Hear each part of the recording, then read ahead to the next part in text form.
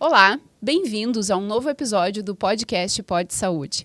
Hoje nós vamos falar sobre o agro e a saúde. Você já pensou na conexão que existe entre esses dois paralelos e a importância que a gente tem relacionada a fatores econômicos, sociais e em relação à nossa saúde? Então, se esse tema te chamou a atenção em algum momento, fique conosco, porque nós falaremos do campo ao consumo, agro e saúde em debate. E hoje, além da minha mesa, formada caracteristicamente pela doutora Gypsy Marchioro, pela Gisele Suculotti e pela Gabriela De Bortoli, eu tenho uma convidada muito especial, que é a Camila Teles, que depois eu vou apresentar melhor, mas antes eu tenho que agradecer aos nossos apoiadores. Cicobi, Action Day Marketing e Vendas e Casa Simone Interiores. Bom, gente, então para falar desse paralelo agro e saúde, a Camila está aqui e primeiro eu vou apresentar a Camila, né? Se eu estiver errada, tu me corrige. Então, o que a gente pesquisou? Que a Camila é graduada em Relações Públicas, com especialização em Marketing Estratégico. Ela é cofundadora da Hortaria. Ela é host de um podcast chamado Agro Pharma Connection. Então, de uma forma bem resumida, a Camila, ela é empresária, ela é comunicadora, ela é defensora do agronegócio aqui no Brasil e ela é reconhecida nas mídias sociais aí por inúmeras pessoas. Então, bem-vinda, Camila. Muito obrigada pela tua participação, pela tua disponibilidade. E o seguinte, quando a gente definiu o tema para falar sobre agro e saúde, eu fui estudar um pouquinho o que representa o agronegócio aqui no Brasil. Então, os números são astronômicos, gente. O agronegócio é responsável por cerca de 26% dos empregos diretos aqui no Brasil. Isso que a gente tem dados reconhecidos, imagino que deve haver mais do que isso. E é responsável por cerca de 50% das exportações aqui no Brasil.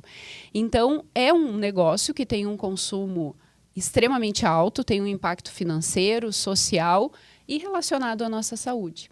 Mas, em primeiro lugar, Camila, assim, tu, com tantas facetas, eu quero saber como é que o agro entrou na tua vida, em que momento, já que tu era RP, né, a tua formação inicial e não está diretamente relacionada ao agronegócio, como é que entrou na tua vida e tu decidiu, não, eu vou fazer isso e é isso que eu quero?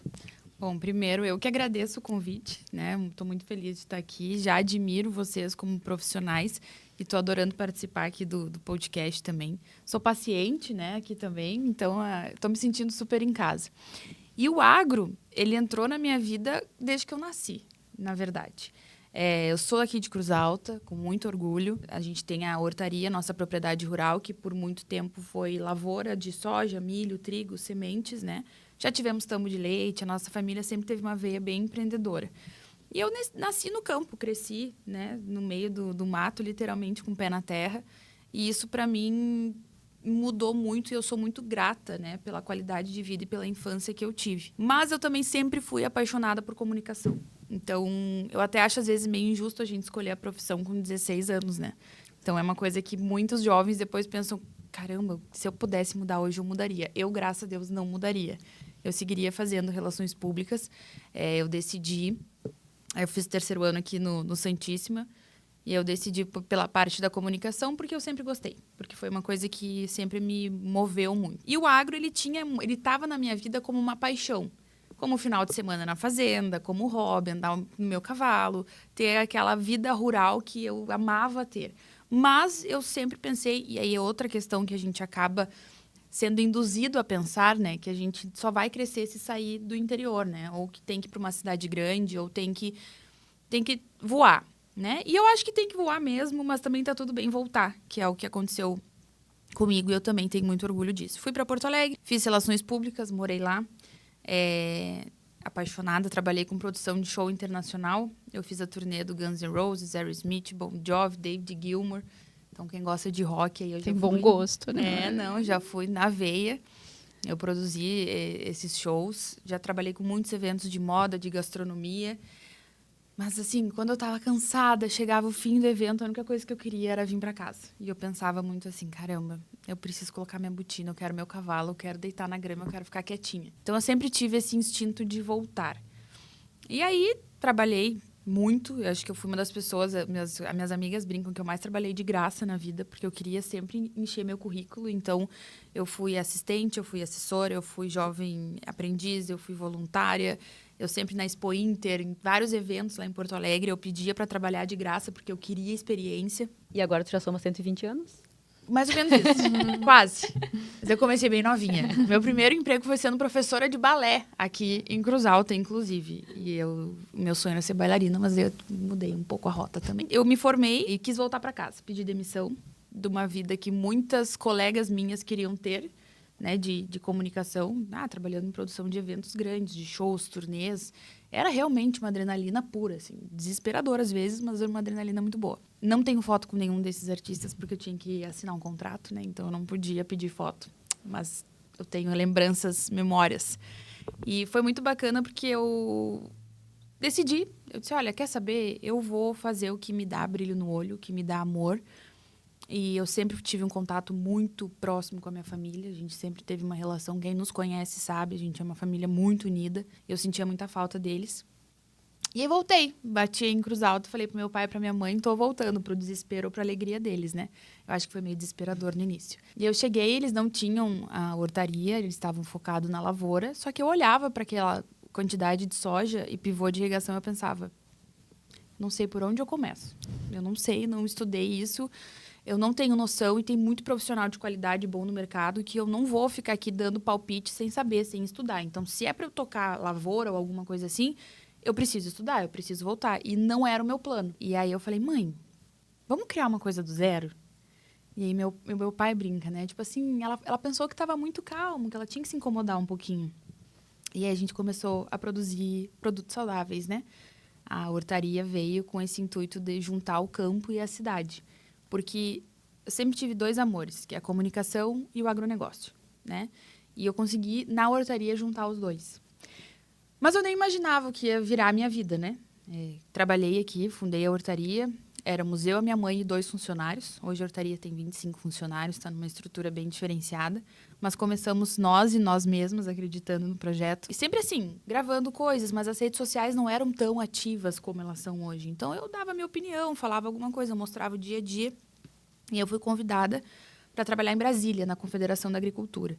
Isso em 2019. E aí eu fui, né? Criei a hortaria e falei, então tá, mãe, pode pegar, fica à vontade, eu tô indo, né? Eu pedi para eles se tava tudo certo e os dois falaram, meu pai e minha mãe são da teoria que a gente tem que voar, estudar, se especializar, crescer e voltar, se sentir bem para voltar. Eles nunca nos exigiram isso. E fui para Brasília. Morando em Brasília, eu viralizei na internet. Em agosto, foi na semana do Dia dos Pais, nunca vou esquecer. Depois eu posso contar um pouco mais como foi. E a minha vida mudou 360 graus, né? Foi com aquela música da Anitta? Que foi a paródia, a sim. Paródia, né? Que a cantora Anitta um dia resolveu falar que o agro era o câncer do Brasil, né? E aí ela tem milhões de seguidores. Eu pensei, caramba, milhões de jovens ouvindo que o agro é o câncer do Brasil. É uma responsabilidade que o agro tem que pegar para si e falar que não, né? Calma. E aí eu fui lá, fiz uma paródia, mas muito na brincadeira. Ficou genial aquela paródia. Ficou muito boa. Nunca imaginei que eu fosse viralizar cantando, tá? Já gerei vários tipos de conteúdos, mas esse foi uma brincadeira. E eu me lembro que eu mandei para minha irmã, que fala que eu sou a rainha da VA, que é a rainha da vergonha alheia. A minha chefe, que eu não podia ser demitida. E a minha melhor amiga, porque, né, melhor amiga geralmente não nos deixa mal, né? E as 3 falaram, posta. Minha irmã só falou, mana, se fosse eu nunca postaria. Mas como tu é tu, vai, posta. E aí postei. No outro dia, em 24 horas, eu passei de 3 mil seguidores para 25 mil seguidores. E aí me tornei a defensora do agro e nunca mais parei. E aí tu foi aplaudida, escrachada, execrada? Foi uma mistura boa, tá? Foi muito bacana, porque o agro abraçou muito. Naquela época, a ministra compartilhou e falou, vamos viralizar essa menina, a nossa Anitta do agro. Levantou a bandeira, né? Foi uma das primeiras a porque, levantar assim, a bandeira era do agro. difícil tu ver alguém batendo de frente com a desinformação sobre o agro, porque são assuntos polêmicos. Incluem muitas desinformações que as pessoas já têm como verdade absoluta, porque pessoas com influência que não dominam o assunto falam como se aquilo fosse real. E a gente pode entrar aí no veganismo, na questão dos defensivos químicos, consumo da carne, desmatamento na Amazônia, o pum da vaca. A gente tem várias coisas aí que as pessoas sempre traziam. Então, o que aconteceu? No momento em que eu dei minha cara a tapa, que realmente eu acho que eu fui a primeira a bater de frente com nomes como esse, Aí o pessoal do agro abraçou e me considerou a defensora do agro. E foi muito bacana. Meu Instagram bugava, assim. Os seguidores vinham o tempo inteiro. O celular do meu pai não parava. Tipo, é a tua filha? Realmente é a Camila? E o pai, pois é. E ele não sabia da história. Ele ficou sabendo no outro dia, quando eu comecei a viralizar. E ao mesmo tempo vieram as pessoas, tipo assim... O que essa maluca tá pensando que é, né? O que ela tá falando? Quem é que bate de frente com a Anitta? E aí veio o fã-clube da Anitta, tentaram derrubar meu Instagram, denunciaram. Foi um caos, assim, era 1000 comentários. Só que eu não estava preparada emocionalmente para isso. Então, hoje a gente vê a comunicação, todo mundo quer viralizar, né? Todo mundo quer like, todo mundo quer ser compartilhado, mas muitas pessoas não estão preparadas psicologicamente para isso. Porque no mesmo nível que vem o incentivo, o elogio, vem críticas. E as críticas geralmente vêm de pessoas que não têm argumentos. Então, são críticas pesadas. São críticas pessoais. Falaram por eu ser jovem, por eu ser mulher, enfim, milhões de coisas eu ouvi. Mas foi uma virada de chave na minha vida que eu sou muito grata. A partir dali, eu comecei a gravar vários vídeos opinativos e dar palestras no Brasil inteiro. Hoje eu já dei mais de 200 palestras em todos os estados do Brasil. E, enfim, minha vida mudou completamente. E tu estuda bastante sobre isso, né? Porque a gente vê que teus vídeos têm conteúdo, tem conhecimento, tu vai atrás, tu fala alguma coisa, mas tu coloca a informação junto. Não é um machismo. Tu rebate de uma maneira que quem fica do lado oposto não tem argumento. Contra um bom argumento, a pessoa fica sem palavras. Eu estudo muito, e eu acho que isso é uma coisa que eu falo muito hoje para a nossa geração, para os jovens, que tem muita gente que fica vendo resumo de vídeo na internet, ou o influenciador acha isso porque acha isso, então eu vou achar isso também porque eu admiro ele. Vão ler o artigo, vão voltar a ler livro, né? Eu sou uma pessoa super tecnológica, meu namorado, ele é totalmente tech, é Alexa para tudo que é lado. E eu sou uma pessoa que eu gosto de ler o livro, eu gosto de estar escrevendo, eu gosto de marcar, eu tenho meu caderninho das observações, eu sou super assim, entendeu? Eu amo. Para mim, esse é o meu momento. E eu leio muito. E isso me ajudou muito. Essa questão de eu ter ido para Brasília, depois eu morei em Curitiba, depois eu morei em São Paulo, depois eu voltei para Porto Alegre, para então voltar aqui para Hortaria, me fez conhecer muita gente boa. E o agro tem muita gente boa. Tem muito pesquisador bom, tem muito profissional bom, tem muito professor bom. Então, assim, eu falo para as pessoas, ao invés de tu chegar a uma conclusão com base no achômetro, escuta profissionais que estudaram uma vida inteira para fazer o que fazem. Vocês sabem muito bem disso. Hoje, quantas pessoas não querem se passar por profissionais que prefizeram um curso online e estão falando que são, né? E a gente sabe disso. Eu estava comentando isso com a Gabi, inclusive. A Gabi é minha nutri, eu estou super focada. E a gente estava falando, quanto curso na internet tu não acha, né? Um cardápio pronto, 21 dias para perder 8 quilos pro ano novo, né, Gabi? Isso mesmo. Então, assim, cara, vamos valorizar os profissionais que estudam, que se qualificam, que trabalham, que dão a vida para isso. E o agro tem muita gente. Não só produtores rurais, que tem uma história de empreendedorismo e uma vida inteira no agro, mas pesquisadores, professores. Nossa, eu fui para o Pantanal e eu conversei com um professor que há 30 anos ele pesquisa sobre a pecuária no Pantanal. Um professor com 30 anos, com mestrado, pós-doutorado, com tudo que vocês imaginam.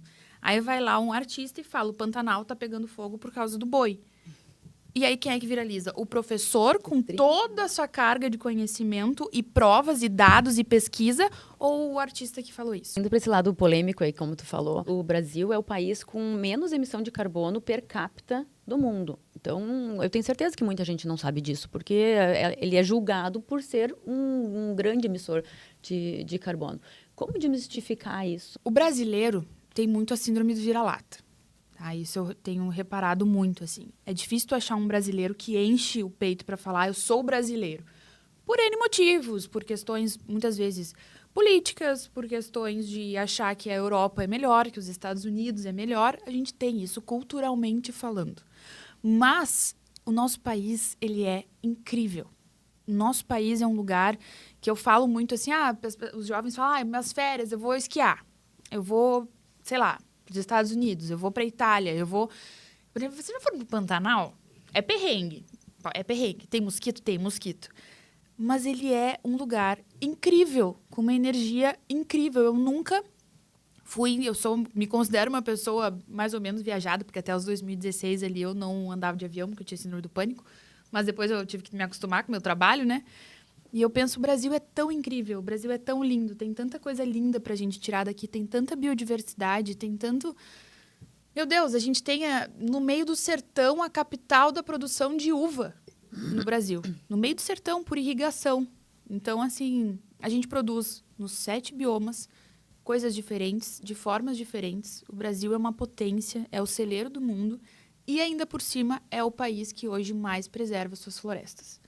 Então, a gente tem que cuidar muito quando esses discursos têm um viés ideológico. E acho que é um dos países mais batidos nessa questão, Não tenho né? dúvida. Total. Porque é a Amazônia, Pantanal. é o Pantanal, é o Macron que fala que o Brasil tem que preservar e que tem que tomar a Amazônia e toda aquela conversa. E o Brasil fica nessa, que é como se fosse o mais desmatado, que não preserva.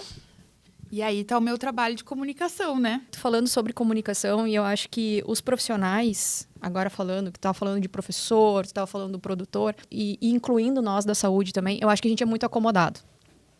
A gente acha que se nós entrarmos no nosso consultório ou se eu entrar na minha sala de aula e eu fizer aquilo ali basta.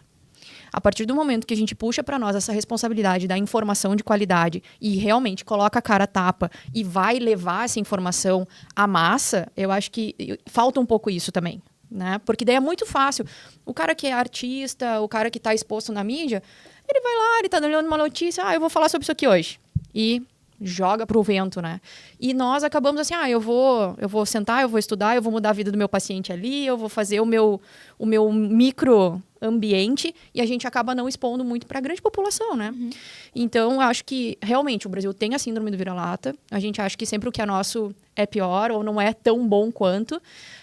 E é uma coisa que nós vamos ter que mudar. Eu acho que a gente vai ter que mudar através da educação, através das redes sociais também. E isso vai também com quem a gente segue nas redes sociais. Não adianta eu ir lá e vir aqui, eu falar tudo isso, e aí tu pega lá quem que eu tô seguindo. Cara, eu tô seguindo pessoas que não agregam em nada. Então, acho que essa higiene de rede social, ela vale muito a pena. Muito a pena. Que, inclusive, eu quero parabenizar vocês de novo por esse podcast, porque nós precisamos dar visibilidade para profissionais, para pessoas que têm toda a carga para falar sobre assuntos. Porque hoje também tu pode pegar um podcast e vai ter a Paola Carosella falando que o Brasil produz uma área de 1,1 bi de arroz. Sendo que a gente sabe que ela triplicou, quadriplicou, quintuplicou o número. Mas ela tá lá falando no flow que é isso que acontece. E os jovens vão pensar, beleza, é isso, né? Estamos nadando em soja, o arroz está acabando com o planeta e aí por aí vai. Mas de noite vai comer sushi, né? Com arrozinho e tudo mais, carreteiro e tá, beleza. Mas assim, uma dica, então, a gente tá aí na transição de 2024 para 2025, detox das redes sociais. Chega ali, a primeira semana do ano, agora já passou, né? Mas ainda dá tempo. Pega todas as pessoas que você segue e deletem. Quem não vale a pena. Tipo assim, quem não tá agregando na tua vida e comecem a pesquisar, comecem a seguir perfis com informações boas, corretas e que vão agregar na tua saúde física, na tua saúde mental, na tua saúde, enfim, digital, financeira muito importante. Então, eu falo isso assim, a rede social hoje, ela tem tanto o lado positivo, que é tu consegue informações de forma fácil, mas também tu infelizmente tá disponível, né, para absorver informações que não são verdadeiras. Então, a gente tem que ter esse filtro. Vamos começar com as informações agora, então, Gurias, né? assim, aproveitando essa deixa que a gente tá aqui para dar a cara a tapa, tá? Então, vamos começar a dar a cara a tapa, tá?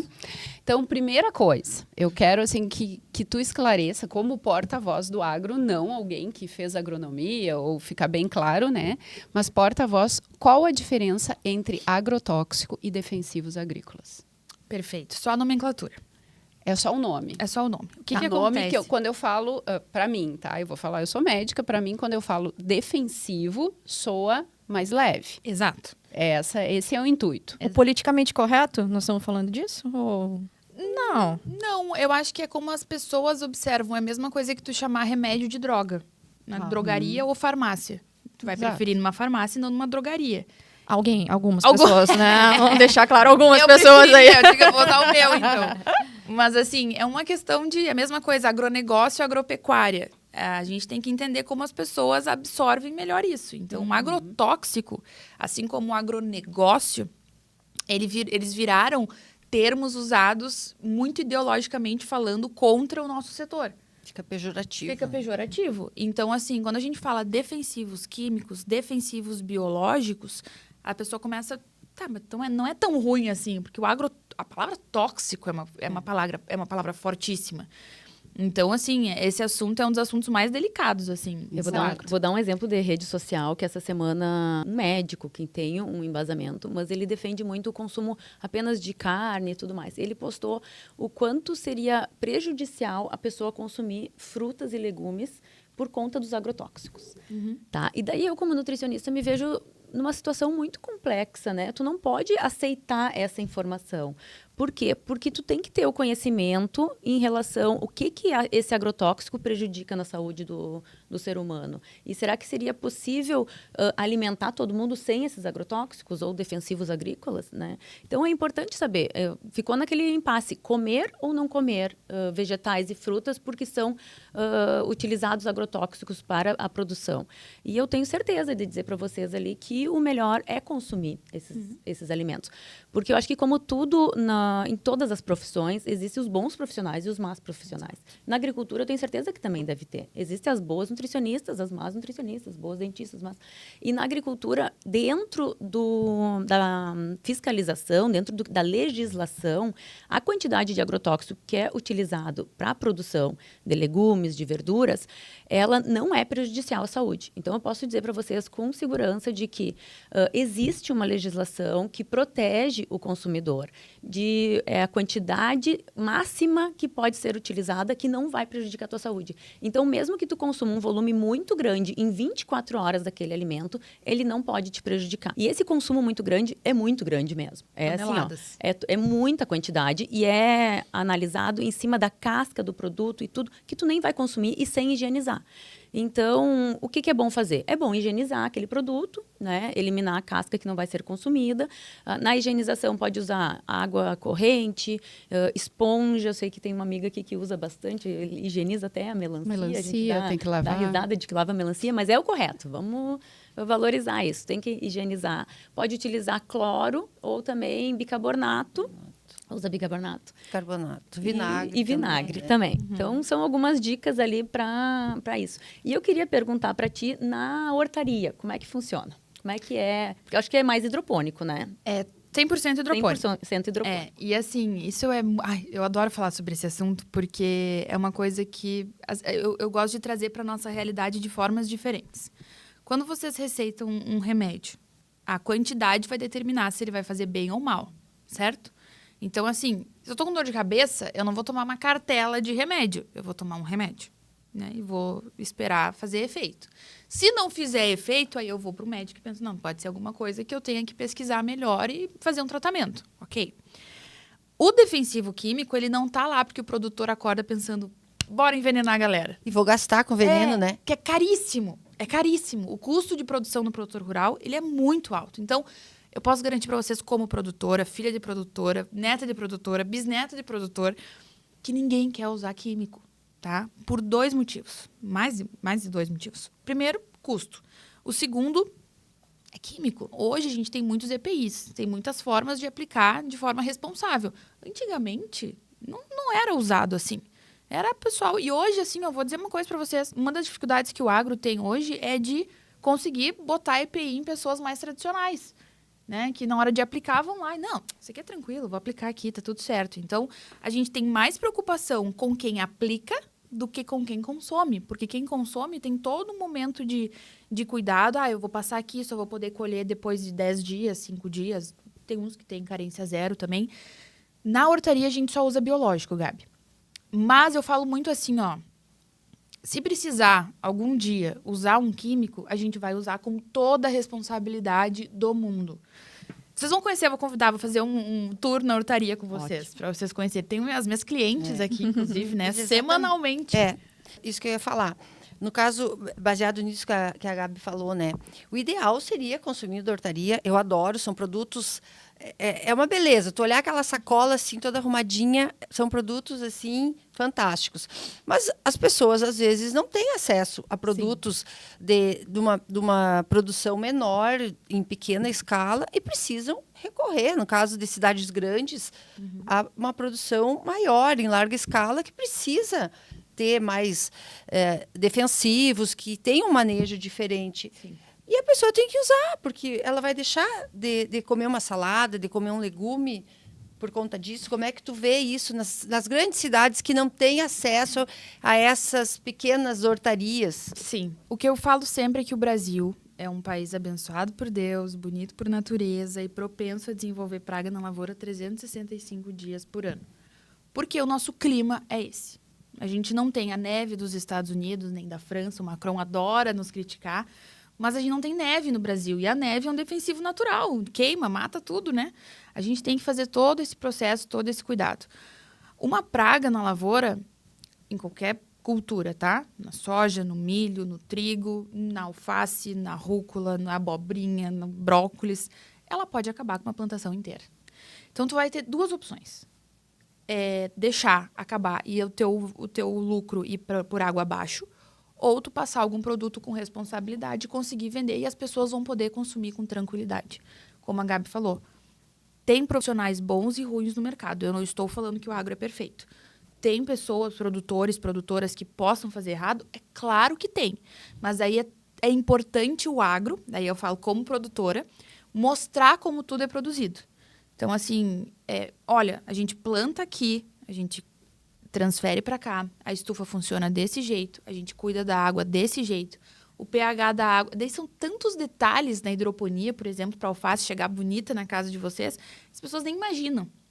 E ainda por cima do nada vem um temporal e destrói metade das estufas, né? Então, o produtor ele está sempre no risco.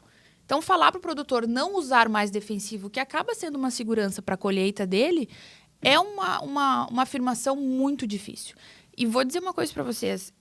O Brasil, ele apanha, entre aspas, tanto de outros países, porque os outros países sabem a potência que a gente tem. O que aconteceu com a França? Vocês devem ter observado que o Carrefour disse que não ia mais pegar carne do Brasil, a Danone que não ia mais pegar leite do Brasil, o Macron ficou lá falando que não ia mais importar nada que fosse de área de desmatamento, porque a França está apavorada. Porque o que acontece? A França hoje, ela é o país que mais produz na Europa. Só que ainda assim a escala é minúscula. A França é um estado do nosso país. E aí os produtores estão apavorados porque como a gente produz em grande escala com uma qualidade muito boa, nós somos um produto que vai bater com o deles. É uma concorrência. Então chega ao nível de um deputado chegar lá na França e falar, olha, nosso prato não é lixo para receber comida do Brasil. Daí tu pensa que os produtores que acordam 4 da manhã para tirar leite. Sabe como é que é, né, Gabi? 4 da manhã para tirar leite da vaca, chuva, frio, granizo, o que for, tem que estar lá fazendo isso para preparar tudo, para chegar com qualidade no consumidor, para vir uma pessoa e falar isso e ter uma visibilidade mundial. Então, o Brasil se comunica muito mal, principalmente para explicar, né? Para chegar, olha, a gente produz assim, nós não queremos destruir nem envenenar ninguém, a gente está junto nessa. E para combater a fome, não tem como matar a fome com orgânicos, 100% com orgânicos. Tu tocaste em algumas... Tanta coisa que eu queria falar nesse meio também. Acho que 40 minutos vai ser pouco, gente. Pode espichar. Uma das coisas que eu queria falar é a questão da política econômica, né? Então, assim, por que a França está fazendo isso?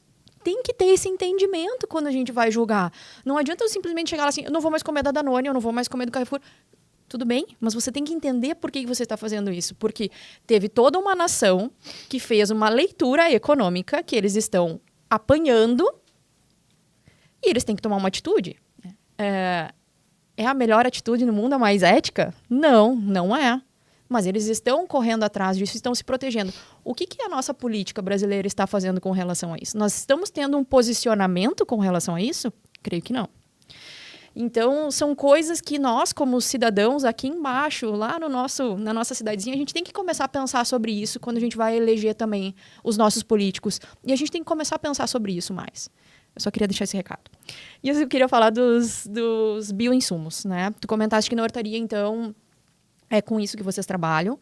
E eu queria saber algumas coisas, Camila, mas deixando muito claro também que não é a tua parte técnica, né? Então, falando um pouco de bioinsumos, a gente traria aqui defensivos com base biológica, através de fungos, de vírus, de bactérias, para combater essas pragas.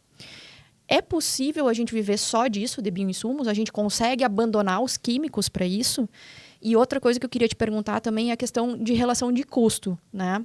O químico, ele acaba sendo mais caro do que o biológico, porque eu entendo, eu fui estudar, eu tenho alguns amigos aí dessa área, e eu fui estudar, e tu tem que ter um comprometimento, né? Quando tu vai pro on-farm, que tu tem que cuidar lá da tua bactéria, tu tem que cuidar do teu vírus, do teu fungo, não é simples, não é tu pegar lá e pingar uma gotinha, né?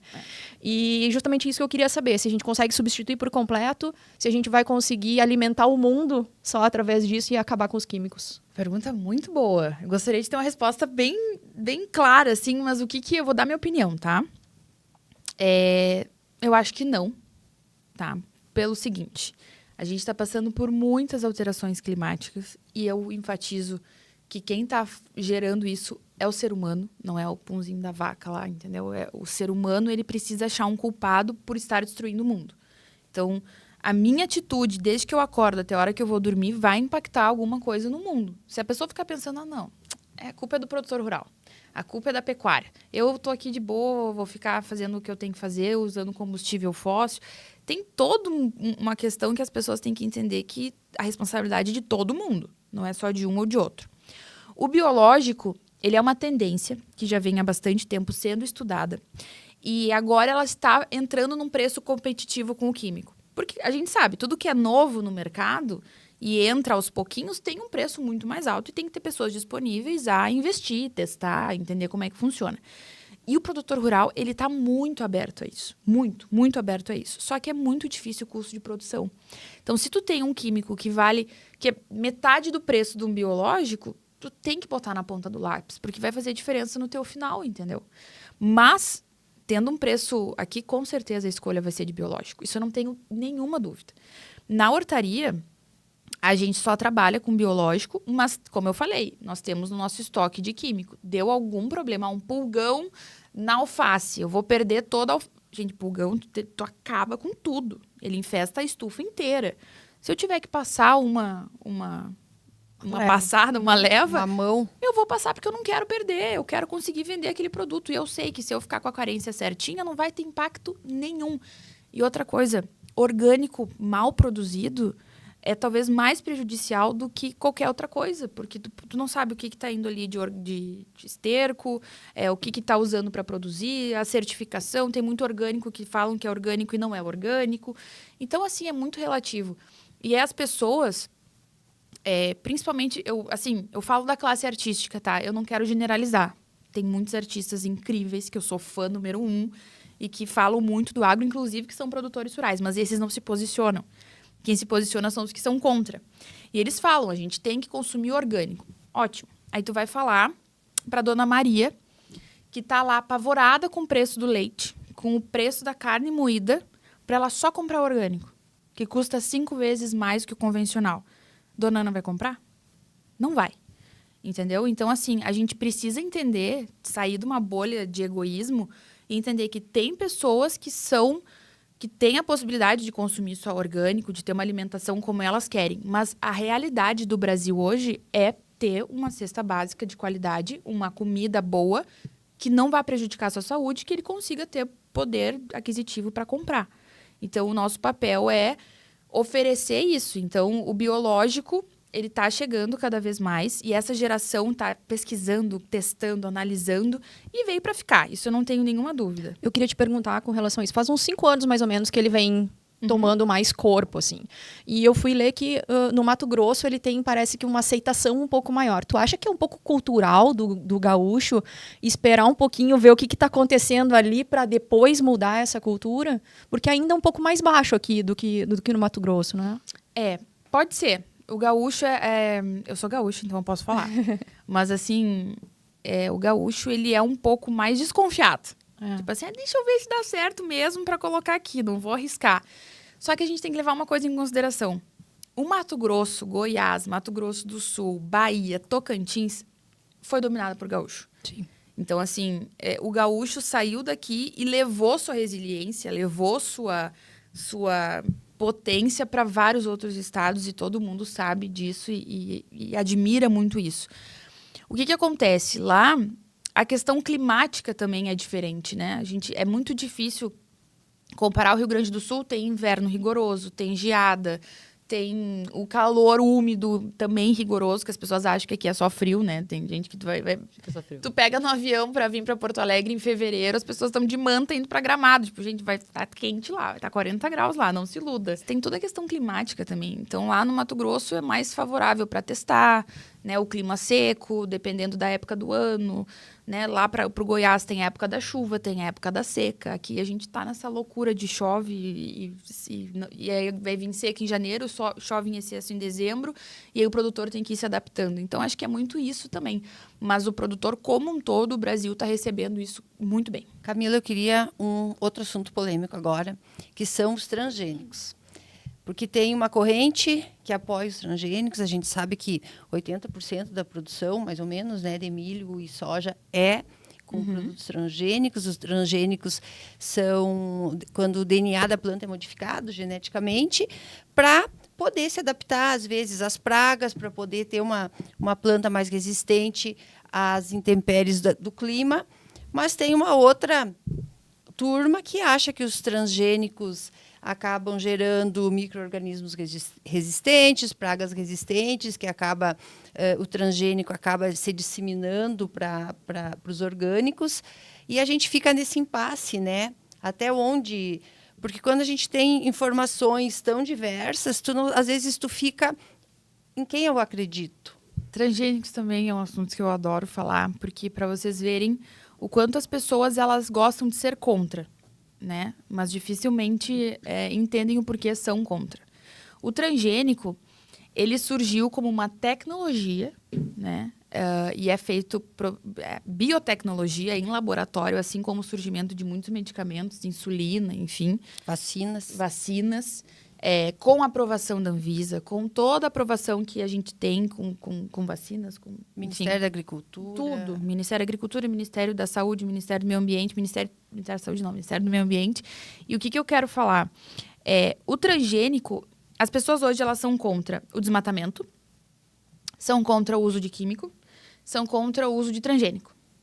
Vejam, o transgênico, ele veio como uma solução para te produzir mais, com mais qualidade, com menos químico, num espaço geográfico que não precise abrir novas áreas.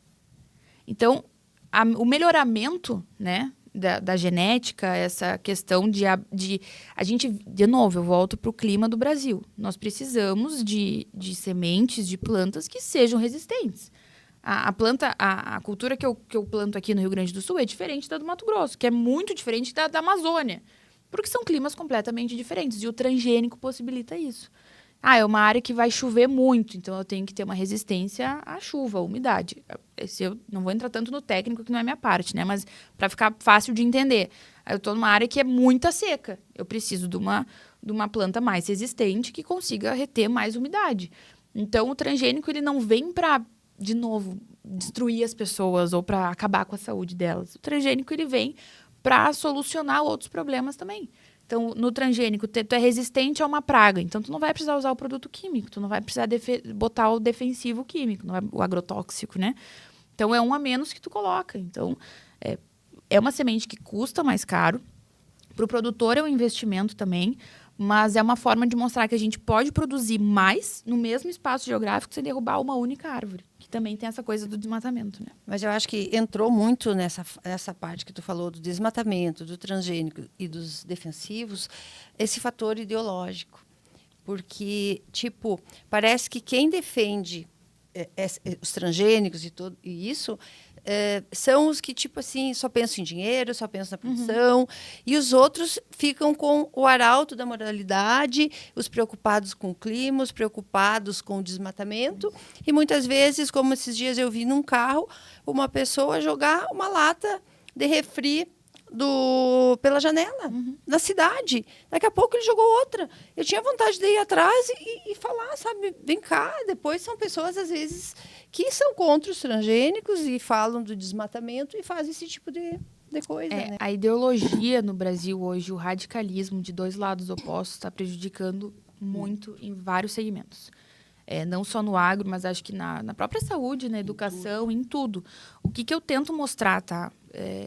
As pessoas sabem meu posicionamento político, eu sempre deixei muito claro, mas eu tento mostrar o seguinte. O agronegócio, ele foi usado como uma arma, uma ferramenta para bater no antigo governo, no último governo. Então, o agro estava acabando com tudo e o último presidente era Desmatando a favor do agro e estava acabando com o Brasil. E eu falei lá naquela época. Eu disse, gente, independente de quem estiver presidindo o nosso país, independente de partido, independente de ideologia, o agro vai ter que continuar mantendo o país em pé. Então, o produtor ele não vai deixar de plantar porque alguém da oposição, da opinião dele, assumiu.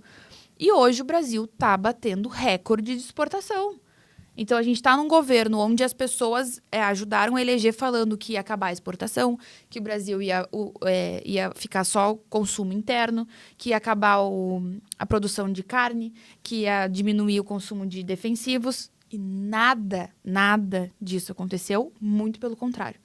Então, independente de partido político, contra cálculos, contra dados, não há argumentos, entendeu? O agro tem que exportar, a roda tem que girar, tem que abrir comércio, o mundo funciona como uma feira, né? As pessoas têm que comer, as pessoas têm que trabalhar. Comer. E o Brasil tem a potência que poucos países têm, que ele consegue exportar para mais de 190 países e, ao mesmo tempo, ter o bastante para o consumo interno, para o abastecimento interno, né? Então, a questão ideológica precisa começar a ficar mais de lado.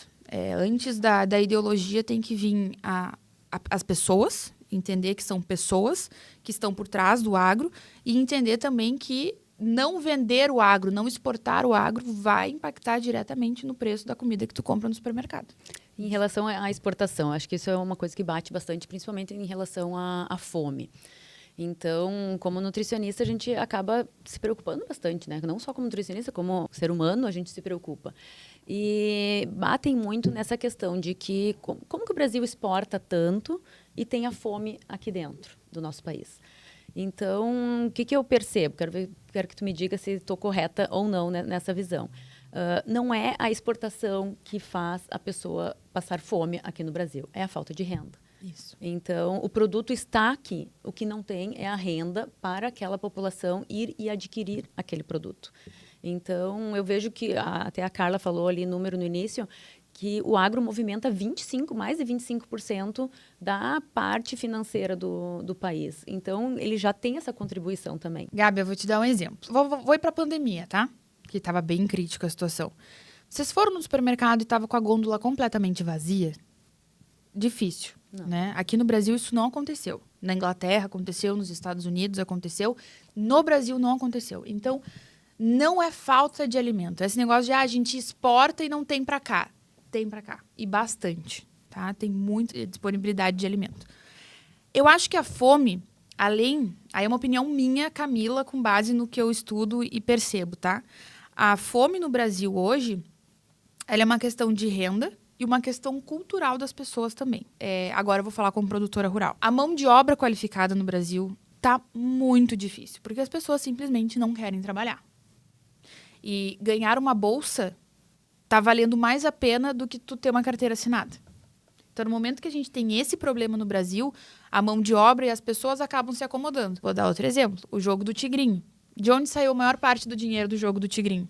Da de bolsa. quem recebia a bolsa. Da bolsa. Então, assim, se tu vai... E é outro assunto, que se tu falar, meu Deus, tu é contra a bolsa. Ah, mas eu super falo. Eu sou Né? cancelada todo dia. Fala, parece assim que tu é contra. Não é o contra. Bolsa Família, não é contra. Eu sou a favor da educação. E do Eu trabalho. sou a favor do trabalho. Eu sou a Exato. favor das pessoas que lutem para conseguir aquilo que elas querem através de um caminho que não é o mais Que é fácil. dignificante pra Exato. pessoa. Então, assim, é muito complicada a distribuição de renda, sim, é um problema. Aqui no Brasil, a gente paga... O empreendedor paga muito imposto, né? Eu falo como produtora e como empreendedora na outra parte da comunicação. E esse dinheiro é uma coisa que não é bem tratada de uma forma correta, né? Então, assim, a gente vê gastos absurdos em Brasília. Eu já morei em Brasília, já trabalhei no Congresso Nacional. A gente vê fundos gigantescos e aí a culpa é do agro. Não, a culpa é de realmente incentivo para que as pessoas tenham uma vida digna, onde elas possam ir no mercado, comprar o arroz, feijão, a carne, sem precisar ficar ali contando desesperadamente. Então, não é o problema do agro, né? É o problema bem além dele. As políticas, eu já vou te passar, cara, mas eu só queria fazer um parênteses na fala de vocês ali, a questão das políticas públicas, né? Então, assim, não é a gente pegar todos os incentivos do governo para com a população de baixa renda e botar dentro de um saco do Bolsa Família. Eu acho que isso seria algo leviano da nossa parte. A gente tem que entender o quê? O governo precisa dar um incentivo para aquela pessoa que está em estado miserável. Sim. Precisa. Isso até movimenta a economia. Com certeza. O que nós precisamos entender? Nós precisamos acabar com a ignorância da população que joga a culpa nesses incentivos. Então, assim, não adianta eu simplesmente ir lá e vamos usar o Bolsa Família como todo mundo usa, né? É o Bolsa Família, mas ele também tem algumas contrapartidas. A gente também precisa apoiar a educação. A gente precisa apoiar o jovem aprendiz, a gente precisa dar condições. Nós não podemos também, mais uma vez, sentar na cadeira e deixar que o mundo passe aos nossos olhos e a gente não tome a nossa parcela de responsabilidade nisso. Só esse parênteses que eu queria fazer para a gente falar um pouco de saúde mais agora, né? Exato. Quando a gente decidiu o tema, o agro engloba muita coisa, né? Olha que a gente está falando de saúde, de educação, de política, de lacrar o tema ou não lacrar, então é muita coisa. E só assim, tu já me respondeu várias questões assim que eu iria te perguntar. Eu sou oncologista. Tá? Então, assim, óbvio, né? Quando a gente fala muita coisa do agro, a gente correlaciona a comida com o desenvolvimento do câncer, e cada vez mais do que isso. Mas, assim, tu já me respondeu algumas coisas que eu iria te perguntar, e eu quero, na verdade, eu vou apimentar um pouquinho mais a conversa, e eu vou mostrar, assim, que não existe uma verdade nesse momento. É exatamente o que tu falou, olha, eu acredito que os biológicos serão muito bons no futuro.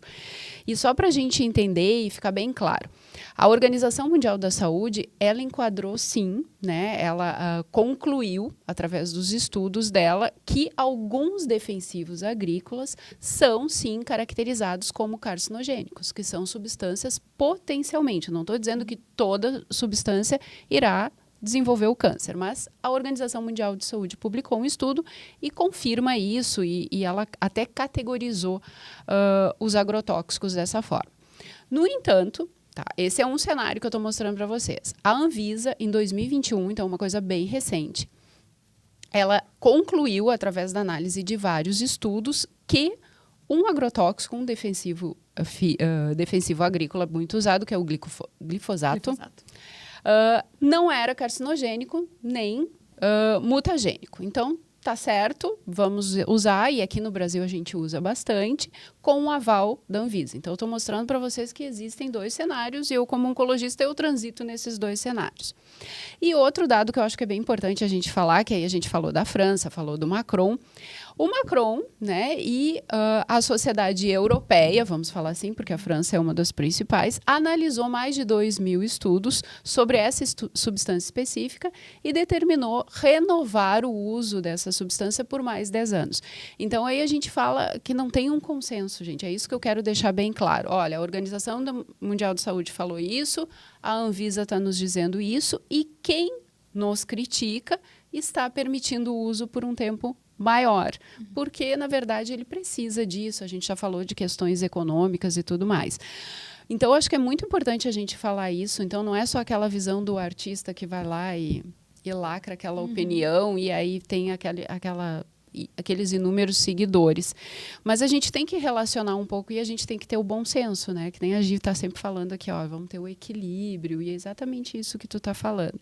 Mas aí eu quero perguntar para a Gi, que eu sei, né, que tu revisou isso, que como a gente está falando da saúde, eu já falei uma exposição a longo prazo relacionando ao câncer, né, se a gente tem dados suficientes para isso, mas tu deve ter alguma coisa relacionada a intoxicações agudas. Como boa plantonista de UTI, né, pego agora até com menos frequência, porque como a Camila comentou antes, essa cultura da proteção dos EPIs, ela está um pouco mais presente na nossa vida. A gente percebe que os agricultores mais old school, que a gente ama, Cara, eles não querem botar botina, eles não querem botar capa, eles não querem botar máscara, não querem botar o óculos, não querem colocar nada disso, eles botam o pulverizadorzinho nas costas e saem passando. E aí, com isso, a gente acaba vendo, aí sim, as intoxicações agudas pelos organofosforados. Que são o quê? São aqueles defensivos químicos utilizados na lavoura para matar alguma coisa de uma forma mais rápida. E aí acaba tendo uma exposição, seja ela por via aérea, seja ela pela pele. Então, quando isso acontecer, qual que é a primeira atitude? Por exemplo, isso aconteceu lá na lavoura, eu derrubei ou eu não estava usando e comecei a me sentir mal. Primeira coisa é tomar banho. Então, assim, água corrente, sabão para tirar isso do teu corpo. E aí procurar um atendimento médico. Normalmente, os principais sintomas serão vômito, dificuldade respiratória, num caso um pouco mais avançado. Você vai ter uma visão um pouco diferente, porque a sua pupila ela vai ficar pequenininha. A frequência cardíaca vai baixar, a pressão vai baixar. E isso são indicativos de que tu está tendo uma intoxicação aguda e você deve ser tratado imediatamente. E aí, para isso, tem o centro de intoxicações, né, que a gente entra em contato para fazer todo esse primeiro atendimento. Então, isso vem só a reforçar a questão de que os defensivos químicos, eles não estão só lá na casca. Eles estão lá na hora de você aplicar, então tem que ter esse cuidado com o produtor rural também. E entrando nessa serasa dos cuidados com o produtor rural, a gente sabe que o produtor está sempre rezando, né? Ele reza para São Pedro, ele reza para Santa Luzia, ele reza para todo mundo. Como é que vocês encaram isso, Camila? A questão dessa saúde mental do produtor rural, né? Porque ele está sempre sofrendo, cara. É um sofredor nato que depende da natureza. Por mais que você tenha defensivo químico, você tenha defensivo biológico, você tenha um pivô, mesmo assim você não consegue abarcar todas as possibilidades que vão interferir negativamente na tua produção, né? Foi o que eu falei antes, assim, produtores usem EPIs, por favor, né? E incentivem seus funcionários, façam treinamentos. A gente precisa chamar profissionais de saúde para dentro das propriedades rurais, para darem um treinamento, para explicarem a importância, porque às vezes realmente passa batido. Então, é muito mais a preocupação acaba sendo no clima, choveu, não choveu, hoje é um dia bom de aplicar e tudo mais, do que de fato se proteger. Então, isso é uma outra dor que a gente sente, né? Que as pessoas acham que a gente quer envenenar as pessoas ou passar o que tiver que passar no produto, sendo que às vezes a gente nem se cuida na hora lá de aplicar. Os mais prejudicados acabam sendo nós, né? Até tem um índice de uma pesquisa, não vou saber falar número e não vou nem chutar, mas tem um índice grande de mortes por suicídio com defensivos químicos. Muito. Então, que é um químico que está ali disponível, né? Então, realmente, o produtor tem que ter todo um cuidado muito além da aplicação. Muito além da aplicação, né? E essa questão de suicídio, de saúde mental, é algo que a gente presencia muito no agro, infelizmente. E é um assunto que as pessoas não querem falar porque são os old school. Tipo assim, psicólogo, psiquiatra, medicamento, eu não preciso. Tá tudo bem, tá tudo certo. E não tá, né? Saiu até uma pesquisa, o Augusto Cury postou esses dias um vídeo que eu compartilhei, que os produtores rurais, eles estão doentes. Por quê? Porque a gente trabalha numa indústria a céu aberto. Quanto mais o produtor acha que tem controle sobre aquilo lá, ele não tem. 35% é a pesquisa, né, dos produtores que são acometidos por depressão. Exato. E na região fumageira acontece o maior índice de suicídios, né? Por conta, talvez, de algum agrotóxico que seja usado específico para o fumo, que é uma região com alto índice. E no Rio Grande do Sul é quase que o dobro do Brasil. Sim. O índice de suicídio entre produtores rurais. Vocês sabem que nas enchentes agora, eu passei por várias situações que acho que nem eu estava preparada psicologicamente. Ninguém estava, né? Ninguém. Preparada para aquilo. Eu fui para a linha de frente, fui visitar alguns produtores e a gente recebeu ligações de filhos, assim, pelo amor de Deus, ajuda meu pai, que ele vai se matar. Né? É um assunto delicado, é um assunto que dói ouvir, só que tu entra numa sensação de impotência, porque tu pensa, meu Deus, o que eu posso fazer? Como é que eu posso ajudar? Então, eu acho que o poder ajudar não é chegar lá no problema, é já trabalhar isso hoje com uma visão diferente. Com os funcionários, com a equipe, por mais pequena que seja a propriedade rural. Como é que tá teu dia a dia? Como é que tá tua saúde mental? Como é que tá tua saúde física? Às vezes eu tenho aquela coisa assim, eu acordo cedo, passo o dia inteiro na lavoura, passo o dia inteiro na função, vou pro refeitório, como horrores. E eu digo isso porque eu estou mudando a minha rotina. E eu tenho 31 anos, entendeu? E eu tô mudando agora com o puxão de orelha da Gabi, inclusive, sabe?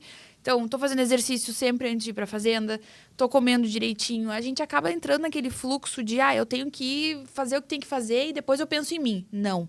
Pense em vocês, né? Meu pai que brinca, tu vai na academia em horário de herdeira ou guerreira? E aí eu olhei pra ele e disse, guerreira, né? Porque tu não me permite ser herdeira. E aí a gente vai, eu e minha irmã, a gente vai 6 da manhã, e aí volto pra casa e vai pra fazenda, fica todo naquela função. E ele fala, amanhã vocês não vão, né? Porque tem eu disse, não, nós vamos, porque o nosso primeiro compromisso do dia é com a nossa saúde. E é um assunto difícil de ser falado em públicos que já têm a cabeça mais aberta. Então, tu imagina dentro de uma propriedade rural falar isso com o produtor. E a questão dos defensivos é uma coisa que a gente bate muito nessa tecla. E na questão de vida saudável também, né? Hoje, tem produtor que quando não tá lá na lavoura enlouquecido, tá na internet. Tá com o celular na mão. Tem aquela intoxicação visual também, né? Aí já dorme preocupado, já dorme vendo a previsão do tempo, porque se tá vindo um temporal, já não dorme para ver se aconteceu alguma coisa. E aquilo que eu disse, né? A gente vive uma indústria céu aberto. Então, vou dar o exemplo da hortaria. A gente está produzindo recorde de alfaces, legumes, verduras. A gente está muito feliz, porque o consumidor está... A nossa intenção é facilitar a vida saudável das pessoas. E o consumidor está procurando mais isso. E a gente foi, no final de semana, produzindo tudo mais com o evento. O produtor nunca para, não tem sábado, não tem domingo, não tem feriado, não tem Natal, não tem Ano Novo, não tem nada, né? E aí deu aquele temporal aqui em Cruz Alta no domingo e destruiu. Assim, a gente perdeu 20 mil pés de alface, de muda, de folhosas, né? De 20 mil pés, eu, a minha irmã e minha mãe resgatamos 50. Porque a gente lutou ainda para resgatar por honra, sabe? Porque assim, foi uma cena horrível. A primeira coisa que eu fiz quando eu cheguei e vi foi chorar. Eu não tive reação. Eu comecei a chorar porque tu vê um trabalho de investimento tecnológico, um trabalho não é de uma semana, 2 semanas, são de meses colocado literalmente no chão, né? Então eram as mudinhas boiando. Então tu imagina o produtor passar por isso várias vezes e ter que se manter resiliente. Tipo assim, não, caiu. Que nem meu pai falou, isso aqui a gente reconstrói. Claro que reconstrói, mas dói. Mas é complicado, tu vai ficar... Eu fiquei umas 3 noites sem dormir, pensando e calculando o furo que isso ia me dar. Entendeu? Porque ele tá sempre investindo, ele tá sempre contando com um preço que não é ele que põe. Principalmente lavoura, soja, depende do dólar, depende da cotação. Tu não coloca o preço no teu produto, né? É o mercado que coloca e tu tem que se adaptar. Então, é muito difícil, assim. A fé é realmente o nosso... Motor. O nosso motor, né? Lá na fazenda a gente tem a nossa grutinha lá da Nossa Senhora, São Miguel Arcanjo. Eu vou lá e acendo vela todo santo dia. Eu digo, pelo amor de Deus, nos blinda, nos protege. Porque não é fácil, assim. E tem produtores que realmente não aguentam. Tem produtores que ou largam ou entram em depressão profunda. O índice, as pessoas acabam vendo o agro como algo extremamente rústico, sistemático, né? Nossa, gente, o agro tem famílias, tem crianças, tem jovens, tem pessoas que estão lá se dedicando todos os dias, tem histórias para contar e tem uma saúde que precisa ser mais cuidada. Saindo um pouquinho desse assunto um pouco pesado agora. Então, sim. Vamos falar de animais felizes. Adoro. Tu andou postando um vídeo aí de um artista, né? Que ele acabou criticando uma produção de vacas leiteiras, creio que foi. Né? Não vamos dar ibope para ele. Mas justamente trazendo isso, né? Que pegou um mau exemplo e botou todo mundo no mesmo saco. E aí tu veio justamente falando isso, né? Da questão do bem-estar animal e o quanto isso é importante para uma produção. Acho que vale a pena a gente falar um pouco sobre isso. Outro assunto muito bom de ser falado. Vocês sabem que eu fui visitar uma propriedade rural no interior do Paraná, Castro. Inclusive indico, quem quiser saber sobre bem-estar animal. Tu chega na produção, eu fiquei chocada. As vacas estão com música clássica, com ar-condicionado, com ventilação, com camas massageadoras, e elas têm o horário delas para tirar o leite. É um robô. É um robozinho que fica lá e quando elas estão se sentindo preparadas, elas vão. Sem estresse, sem ninguém lá... Sem pressão. Sem pressão, né? Então, assim, existe um mundo paralelo desconhecido. Mas aqui perto a gente tem a Ventana. Tem. A Carme trata as vaquinhas dela. É isso. Então, é Amor. melhor que gente. É. Eu brinquei uma vez na rede social, disse, se vocês querem, se for esse tipo de tratamento, podem até me chamar de vaca, não tem problema. Se é pra ter massagem, toda essa estrutura, tá tudo lindo. Só que assim, de novo, voltando ao que a gente falou lá no início, tem pessoas que fazem certo, tem pessoas que fazem errado. Isso é em todos os segmentos, de todas as formas. Eu pegar e falar mal das nutricionistas, porque uma me colocou uma coisa errada que me fez mal, seria uma hipocrisia gigantesca minha. Então, aqueles vídeos que ele mostrou são reais, né? E isso, para contextualizar, é um artista que tem milhões de seguidores que se juntou com uma ONG e fez um vídeo pesado, um vídeo que ninguém gosta de ver. O produtor rural ficou ruim de ver aquilo, porque ele sabe que não é aquilo que acontece. De vaca sangrando, né? Sendo machucada, sendo agredida, enfim, uma questão higiênica pesada que tu pensa, nossa, eu não vou tomar isso aí de jeito nenhum, né? E aí depois tu pensa, cara, tem tanta coisa incrível pra gente mostrar sobre a pecuária de leite e sobre a pecuária de corte também, só que a gente não mostra. Aí, de novo, é uma crítica ao nosso setor. Poxa, por que a gente tá deixando uma pessoa falar isso, sendo que a gente tá acordando às 4:30 da manhã pra tirar leite, cuidando da vaca, escutando música clássica e ninguém tá sabendo disso? Ele falou que leite é pus, né? Que aí também dói no ouvido. Falou um monte de coisa nesse nível, que fez um desafio pra gente parar de tomar leite, né? Ele falou, parem de tomar leite, eu tô há sei lá quantos anos sem tomar leite. Mas a internet é eterna, né? Eu juntei lá, catei uma propaganda dele, fazia 1 ano e meio atrás, comendo panetone de doce de leite.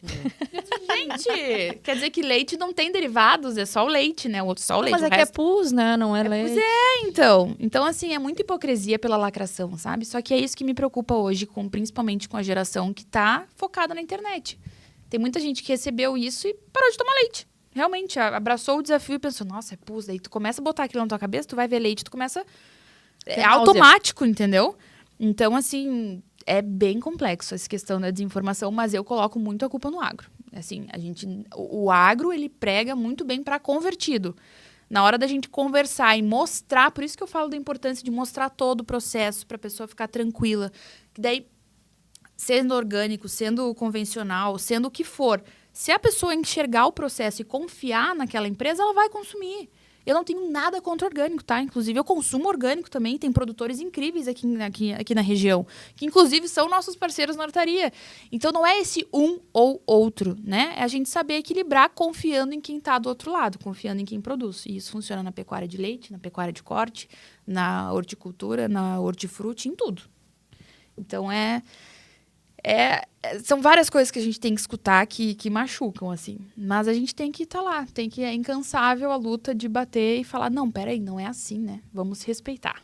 E até na parte nutricional, né? As pessoas falam muito o gado confinado e o gado de campo. Ou até o frango... As galinhas felizes. Galinhas felizes ou galinhas criadas confinadas. soltas. A parte nutricional da carne não vai interferir. Interfere o sabor. Por exemplo, tu comer um frango caipira, ele vai ser mais firme, aquele frango vai ser abatido com mais tempo, ele caminhou lá, então ele vai ter aquela carne... Musculatura mais forte, musculatura né? mais forte, mais característica. Mas nutricionalmente ele não tem nutrientes diferentes, aminoácidos diferentes. Acredito que no sabor, que vai alterar, que a gente sente, né? E uma coisa que se bate bastante é do frango, porque por que um frango caipira é abatido lá com 120 dias? E por que um frango confinado consegue ser abatido com 45? É a famosa lenda do hormônio no frango, né? O que acontece? Hoje, a gente tem muita tecnologia envolvida em qualquer tipo de produção. Então, para um frango crescer muito mais rápido do que era antigamente, na época dos nossos avós, enfim, que, né? Demorava um tempo, eles tinham que realmente induzir para vender, porque o frigorífico estava lá cobrando, pedindo, e bora, preciso. Hoje, o que acontece? Suplementação, né? A questão da ração oferecida, tem vitaminas, tem estimulantes não, tem, enfim... Minerais, exato. Nutrientes, onde realmente o frango consegue se desenvolver mais rápido. Questão de sanidade também, sanitária, né? Uhum. Do local, das gaiolas, livres ou não, né? De diferentes formatos. E aqui eu vou falar mais um ponto. Assim como a gente confia muito na Anvisa, ministérios e nos selos de aprovação, É proibido pelo Ministério da Agricultura, pelo MAPA, Agricultura e Pecuária, o uso de hormônios em animais. Então, assim, já foi usado antigamente? Sim, antigamente muita coisa foi feita porque não tinha recurso, não tinha conhecimento, não tinha informação e a gente não pode julgar quem fez daquela forma não tendo o que a gente tem hoje. Mas hoje é proibido. Antibiótico, sim. Antibiótico por questões de bactérias, enfim, né? Tem que usar para prevenir. Mas hormônio, se tu fosse aplicar... Vamos lá, vamos fazer um cálculo. A gente tem uma criação com 25 mil aves. Tu vai aplicar em 25 mil aves o hormônio? Porque tu não pode botar hormônio na água. Vai à falência. Não tem como, não é viável, entendeu? Então é muito bom falar. E assim, eu já escutei nutricionistas falando. Não comam frango, tem hormônio, vai crescer pelo, vai não sei o quê. Aí eu penso, gente do céu. E vamos esclarecer que também que a parte do antibiótico, e as pessoas já ficam apavoradas. Ai, meu Deus, eu vou comer com antibiótico. Tem também um tempo de... Tem. A carência. De carência. Tem. Né? Eu sei do leite, porque meu marido é produtor. Então, as vacas precisam de antibiótico, porque tem mamite, que tem outros problemas. Elas ficam... tem que remover o leite ali, porque a vaca necessita disso, mas esse leite é descartado. É descartado. Então, tu não pode mandar para a indústria. Já aconteceu de um descuido, o leite ir para a indústria, ir para o caminhão de leite, e daí todo aquele leite foi descartado. Então, é uma tristeza. O cuidado do produtor é muito grande em relação a isso. O antibiótico não vai chegar na tua mesa. Por isso que eu digo, é muito mais sobre quem produz, né? Quem está por trás da produção e a confiança que tu tem nessa pessoa, nessa marca, do que, de fato, aquilo que tu vai ler na internet. Então, é proibido e o uso de antibiótico é necessário por uma questão sanitária também, mas não é uma quantidade que vai influenciar no crescimento do teu cabelo. Né? Tipo assim, que as pessoas falam tanta besteira, né? Mas eu acho que é isso. E, de novo, é comer saudável. É entender o que o teu corpo precisa. É entender, tipo, eu não vou parar de comer carne de frango, vou parar de comer carne vermelha e vou viver só de vegetais. É uma opção, eu não julgo quem tem essa opção. Tenho amigos que são veganos, vegetarianos, e eu vendo alface, então pra mim tá ótimo. São meus clientes, tá lindo. Mas é aquilo que eu também converso muito com a Gabi. Tu tem que entender o que o teu corpo precisa. Cada caso é um caso, não é porque a Xuxa virou vegana que eu vou virar vegana.